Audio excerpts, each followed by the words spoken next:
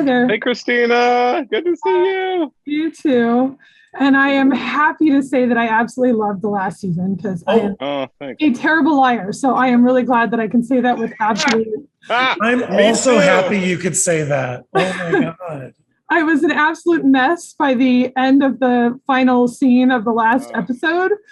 So I'm curious. I mean, you knew this was going to be the last season, but when did you know that this was the story of how these characters would come to an end? I mean, were you always like, if we get to season 4, we're going to do a musical and we're going to go to the future? I mean, when did that happen?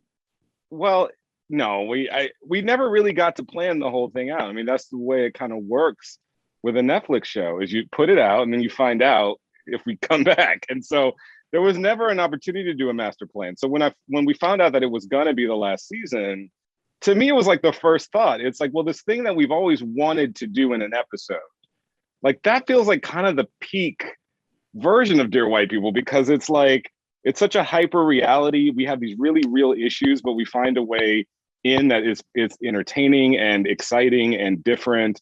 That's what a musical does. We should just make the whole season a musical. And that's really kind of as much as I knew in that moment. And then sort of the other part of me, the nerd part of me, my favorite finale of all time is the series finale of Star Trek Next Generation. It was actually one of the first things I played for the writer's room. And in that season finale, we meet the characters in the future, the present, and the past. And why that is so powerful is that for a show that was really episodic, and they also didn't have the ability to plan the whole thing at once. At the last for them it was the last episode. For us, it's the last season. It sort of gives you a sense of the whole thing up until this point, but it also like takes it to a new place and kind of leaves everything on the floor, which is what a musical is supposed to do. So those are the ideas I came in with, plus a lot of like emotional trauma per usual, that we sort of mixed the ideas with the emotional trauma that Justin was feeling and came up with this season. I mean, that's sort of the recipe it's been each season. And this season was no different in that way. Do both of you have favorite musical performance numbers in this? Because I have to say they were all just amazing. Oh, yes. Thank you. I'm so glad that it connected because, I mean, for me, my favorite musical number is I would say for sure, but there's so many good ones. But I am really partial to Marquis's Virtual Insanity in episode 5. I also think it's one of the most beautifully shot, Justin. Right. I did that. Sorry. You did that. Most beautifully shot, most beautifully edited. I love everything about that number so much. I just think, and Marquis like trained with the granddaughter of the Gregory brothers for 6 months to like learn how to tap well enough to do that, which is incredible. So yeah, I would say that's probably my favorite, but with so many second places that I can't even begin to. Yeah, it's hard. There's a lot of kids on this one that I love dearly. Bye Bye Bye was so refreshing because this was, Sam Bailey, who both wrote and directed that episode, had this obsession with the song that was just so funny and specific to her. And I'll be honest, it didn't even fully make sense to me at first. So many great things in the show begin with me being like, y'all, I don't know. And then I walk to my office and then it like sits for a while. And I'm like, oh my God, we have to do it. And so Sam really got to see that all the way through. This song that sort of starts off as a symbol of, how frankly white Sam White has become with her white boyfriend, but then to use it as like a breakup song, it was just brilliant. And the way she filmed it was exciting. We didn't just sort of go for songs that we like, but we also went for like musical number types that we like.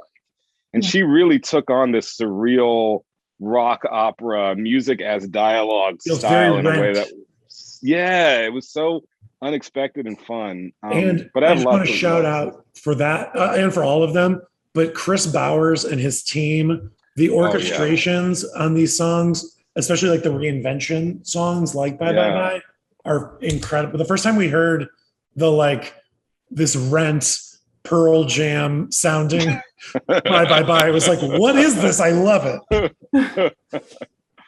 Well, Justin, you're moving on to some pretty big properties, and I'm curious for you. I mean, did you have a list of dream projects that included working in the Star Wars universe and telling a story inspired by a Disneyland theme park ride. Like what, like how does that even happen? What does it feel like to be you right now? I'll be honest.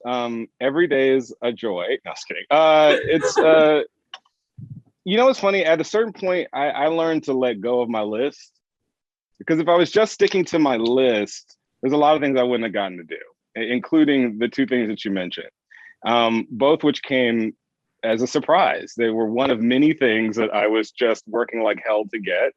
And, you know, anyone in this industry will tell you, you really have to sort of try and make 45 pies to get a pie made. And so, you know, it was just a lot of work. And those are the things that happened versus the things that just totally fell apart or are still in progress. But I have to say, like, it's really exciting, but it's also like, it feels really good that everything I've been doing up to this point is exactly what I needed to do to be ready for this stuff. It is hard in all of the ways, in all of the same ways. The challenges really are the same. They just apply at different scales and, you know, with different problems to solve. So it feels good. I feel really comfortable. I'd be lying if I said it was easy or like always fun, but you know, making a musical during COVID definitely, I think probably helped Justin and I prepare for different scales of challenge, because calamity. Yeah. I mean, Jaclyn, I love that you're going to be a part of bringing back Queer as Folk, because it was such a huge series and now people are so excited about seeing it again. Why do you think it's an important story to revisit? Oh my goodness. I think it's part of it is, and look, I have so much love for the Showtime American version of Queer as Folk, but I am a diehard British version. Russell T Davies, Aidan Gillen, Charlie Hunnam. Like, that show was so punk rock and like queer aggression in this way that's really refreshing and just like unapologetic. And I think Stephen Dunn and I are definitely leaning more towards that tone. And to be honest, every version of the show to this point is like very white, very cis gay.